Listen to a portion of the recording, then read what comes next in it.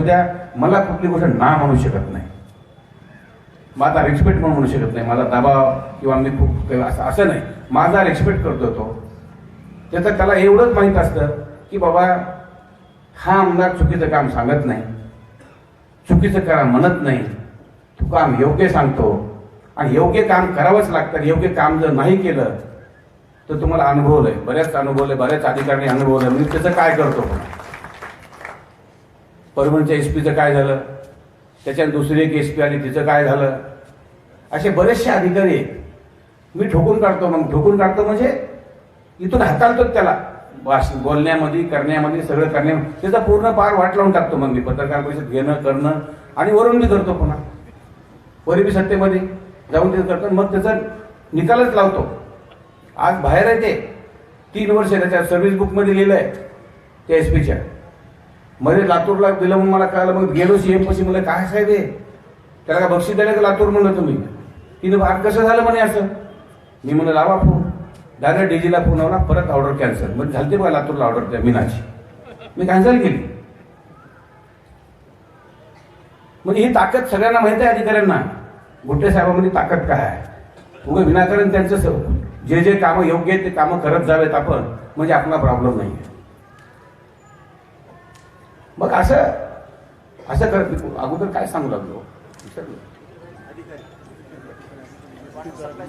हा मग ते पूर्ण फायनल लेवलला केलं. मग ते सगळं योग्यतेनं केलं आणि ते मी पोहोचवलं म्हणजे कमीत कमी 3 ते 4 चक्र ह्या पोहळला मी मुंबईला करायला लावल्या. इथं बसायचं नाही म्हणलं बेटा, तू इथं चल मुंबईला जा, हे कर ते कर असं करतो काय. आणि शेवटी तो प्रपोजल घेऊन गेलो आणि ज्या दिवशी ते अप्रुव्हल होणार होतं त्या दिवशी ते लिस्टमध्ये नव्हतं. आता का नव्हतं मी त्याचा पत्ता म्हणून आपण नंतर करू.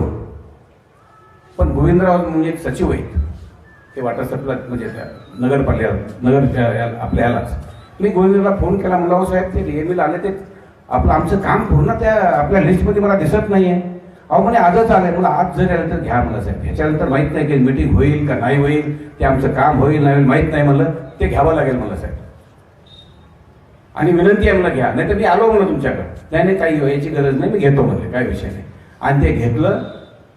त्याच्यानंतर कुठलीही मीटिंग नाही, 1.5 वर्ष झालं कुठली मीटिंग नाही, कुठलं प्रपोजल नाही, काही नाही. हे जर आपण त्यावेळेस जर घेतलं नसतं, ही वॉटर सप्लाय तुम्हाला झालेली दिसली नसती. आज 5 किलोमीटरची पाईपलाईन येऊन पडली आहे. इथं तिकडं आपलं वेल त्या आपल्या दानोळक्याच्या पुलापाशी डिग्रदरावर वेल म्हणजे विहीर होऊन गेलेली आहे, सगळं झालेलं आहे. आणि वर्ष ते 1.5 वर्षामध्ये तुम्हाला बिस्लरीचं पाणी या शहरामध्ये प्रत्येक माणसाला मिळणार आहे, प्रत्येक घरामध्ये जाणार आहे.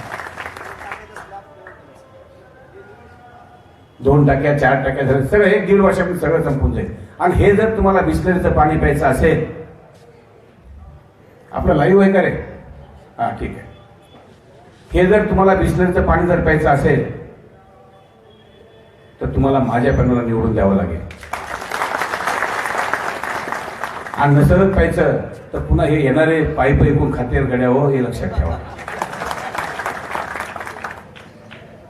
हे पाईप ऐकून खातील. मी सांगतो तुम्हाला, आलेल्या कॉन्ट्रॅक्टरला काम करू देणार नाही. आमचा खर्च झालाय, दे, आमचा एवढा खर्च झालाय बाबा आणि हे दे. हे सगळं बोलल्या जाईल, हे सगळं केलं जाईल. त्याला काम करू दिलं जाणार नाही. त्यानं ऑलरेडी पाईपलाईनचे पैसे उचलून घेतलेले असतात. बरेच कामाचे पैसे आधीच त्याला माहित आहे, इलेक्शन आलंय, पॅनल कुणाचा येईल काय माहित आहे. आपले पैसे उचलून घ्या. पैसे त्याने उचलून घेतलेले असतात. पुन्हा काम रगडतंय, ते म्हणते मला कामच करायचं नाही.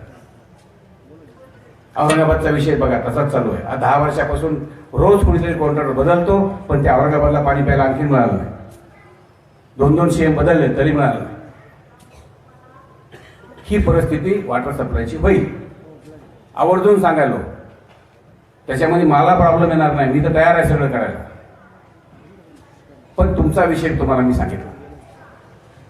दुसरा विषय, या शहरामध्ये स्वच्छता नावाची चीज नाही, लक्षात ठेवा.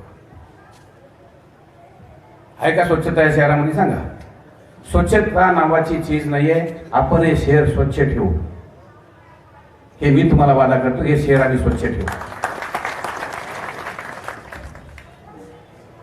या शहरामध्ये कुणाची कसल्या प्रकारची दादागिरी चालू देणार नाही, मी लक्षात ठेवा. अजिबात चालू देणार नाही. कोणी जरी दादा आला, त्या दादाला व्यवस्थित कुठं ठिकाणावर लावायचं ते मला माहीत आहे, मी लावेन. कारण माझ्या जनतेसोबत जर कोणी दादागिरी करीत असेल, गोरगरिबावर जर कोणी दादागिरी करीत असेल, ते मी सहन करणार नाही. आणि मी कायद्याने करीन. मला कोणासोबत भांडणही करायचं नाही, मला सोबत तुम्हाला काही करायचंही नाही, पण मी कायद्याने करीन सगळ्या गोष्टी. त्याच्यामुळं आपण निश्चित राहा, निश्चित राहून निश्चित काम करा.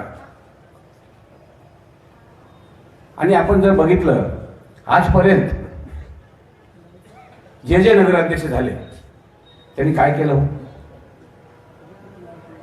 काही केलं का नगराध्यक्षांनी? आता मागच्या वेळेस आमचे एकलारे नगराध्यक्ष होते, त्याच्या अगोदर मला वाटतंय, माहित नाही अगोदर मी नाव काय घेणार, त्याच्या अगोदर कोणी कोणी असते, कुणा काय केलंय मला सांगा. आता काय असतं, ते बिचारे एकलारे गरीब माणूस आहे हो. ते त्या खांद्यावर नुसती बंदूक आहे, घोडा कुणाच्या तरी हातामध्ये आहे. खांद्यावर बंदूक आहे, पण घोडा कुणाच्या तरी दुसऱ्याच्या हातात आहे. त्याच्यामुळे काय केलं विचार? लढ मला लढलं. आता विचार लढण मला स्वतः बोलले, मी जाहीर बोलायला, त्यांनी नाही म्हणा. बंटी गाडीमध्ये होता माझ्या, मी रेल्वेनं उतरलो आणि लकीली त्यावेळेस मी बंटीला बोलून घेतलं होतं. गाडीत आम्ही जाऊ लागलो. मी सहज फोन केला, म्हणलं काय चाललंय, काय करायचंय? मी म्हणलं माझा उमेदवार बंटी आहे. नाही म्हणले बंटी जर असेल तर माझी माघार आहे. अरे म्हणलं ओपनला जागा आहे, जागा ओपनला आहे, तुम्हाला ओबीसी होती, तुम्हाला ओबीसीनं, बंटी बोलला त्यांना, ओबीसीला होती तुम्ही ओबीसीला दिलं, तुम्हाला बंटीनं प्रचार केला, तुम्हाला नगराध्यक्ष बनवलं. आता ओपनला जागा आहे, जर ओपनला जागा असेल तर आपण ओपनला दिलं पाहिजे. नाही म्हणजे बिलकुल म्हणले बंटी असेल तर माझी माघार आहे. म्हणजे माघार शेवटच्या क्षणापर्यंत माघार आहे म्हणजे 2-4 दिवस अगोदरपासून माझी चर्चा झाली, आम्ही भेटलो. पण शेवटी परभणीला गेले, परभणीहून फरमार आलं, लढा. अगोदर आम्ही ठरवलं होतं, त्यांना माहित आहे आम्ही ठरवलं होतं की म्हणलं आपण मिळून लढू. आणि त्यांची एक रजिस्ट्रेशन केलेली एक हे मित्रमंडळ काहीतरी आहे, मला त्याच्यावर लढू, आघाडी आहे त्याच्यावर लढू, किंवा माझ्या त्याच्यावर लढू. मला लढू, चांगलं व्यवस्थित काम करू, या शहरासाठी चांगलं काम करू. मला 2 पावलं जवळ येण्यामध्ये मला चांगलं वाटेल. पण ते कॅमेरा लाईव्ह आहे, आणि त्या लाईव्ह कॅमेऱ्यामध्ये मी तुम्हाला पुढे येऊन माझी झोळी करून मतं मागतोय. त्या झोळीमध्ये तुमचे मतं माझ्या अध्यक्षासाठी, माझ्या नगरसेवकासाठी.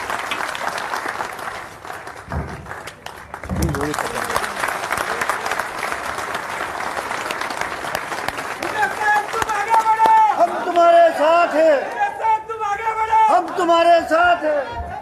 आणि फक्त ही झोळी पसरलेल्या तुमच्यासाठी, माझ्यासाठी नाही. तुमच्यासाठी, तुमचा विकास व्हावा, तुमच्या चेहऱ्यावर हसी राहावी हमेशा. तुमचा चेहरा हसरा राहिला पाहिजे, तुम्ही चांगल्या वस्तीमध्ये राहिलं पाहिजे, चांगल्या घरामध्ये राहिलं पाहिजे, चांगल्या रोडवर राहिलं पाहिजे. याच्यासाठी ही झोळी पसरलेली आहे मित्रांनो. माझ्या सर्व समाजाला माझी विनंती आहे, सर्व समाजाला माझी विनंती आहे, फक्त एवढे 5 वर्ष द्या. या 5 वर्षात जर काही झालं नाही तर तुम्हाला बदला घेता येईल. बदला तुम्हाला 4 वर्षांनी घेता येईल. 4 वर्षांनी माझी निवडणूक आहे. एक लक्षात ठेवा, आता अध्यक्ष निवडून तुम्ही दिले तर डबल इंजिन मी झालो. 4 वर्षे माझे, अध्यक्षाचे 5 वर्षे, सरकार 4 वर्षे, ट्रिपल इंजिन झालं. पैशाची कमी पडणार नाही. आणि मी तुम्हाला जाहीर करतो, बसवेश्वर महाराजांचा पुतळा बसवून टाकणार. आणि बसवेश्वर महाराजांचा पुतळा जर नाही बसवला, तुम्हाला 2029ला मत मागायला येणार नाही. ते कसा बसवायचा, काय करायचं ते मी करेन. तेवढी ताकद तुम्ही मला दिलेली आहे. तुमच्या ताकदीवर सांगतोय, माझी ताकद नाही, तुमच्या ताकदीवर सांगतोय, बसवेश्वर महाराजांचा पुतळा 100% बसवणार.